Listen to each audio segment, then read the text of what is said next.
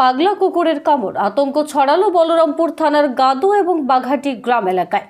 জানা গেছে শুক্রবার সকাল থেকে সন্ধে 8টা পর্যন্ত গাদু এবং বাঘাটি গ্রাম এলাকার ভিন্ন ভিন্ন জায়গায় একটি পাগলা কুকুর 2 শিশু 2 মহিলা সহ 7 জনকে কামড় দেয়। স্থানীয়রা জানান কুকুরটি আচমকা মানুষের ওপর হামলা করছে এবং একাধিক জায়গায় আঘাত করছে। কুকুরের হামলায় আহত 7 জনকে চিকিৎসার জন্য বলরামপুর ব্লকের বাসকর হাসপাতালে নিয়ে আসা হয় বলে জানা গেছে।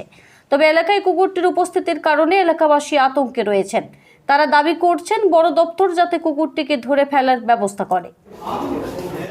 আমি নলকূপ গেছিলে ধূপ দেওয়ার জন্য, জল আনার জন্য জল আনতে গেছিল, আর পেছন থেকে আসি একবার গায়ে চাপে গেল ডাইরেক্ট ওই কুকুর।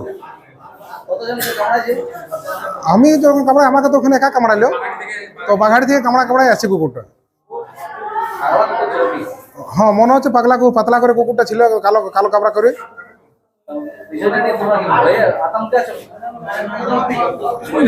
ভয় লাগছে হালকা।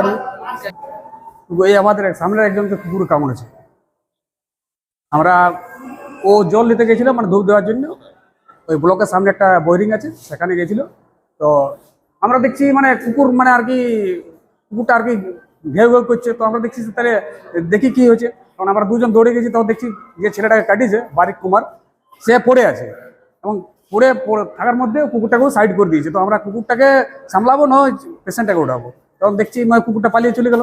তারপর আমি দেখলাম সে অনেক কাটিয়েছে বলে, তখন ওকে আমরা হাসপাতাল নিয়ে এলাম। আমাদের মানে বাঘাড়িতে মোটামুটি 4 জনকে কাটিয়েছে।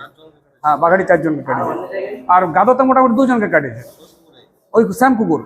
আর এখন বিকালবেলা তো আর দেখা যাচ্ছে না কুকুরটা কোন দিকে চলে যাচ্ছে। আবার বলছে মিশনে, শুনলাম সে মিশনে জনকে কাটিয়েছে, মোটামুটি 7 জনকে কাটিয়েছে। আমরা চাইছি কি বন দপ্তরের যে মানে এটাকে কোনো ব্যবস্থা করে বন দপ্তর ওই হয়তো কুকুরটাকে মারার চেষ্টা করুক বা ধরে নিয়ে যাক। আমরা আতঙ্কের মধ্যে আছি। হ্যাঁ, আমার নাম করুণাময় কুমার, গ্রাম বাঘাটি।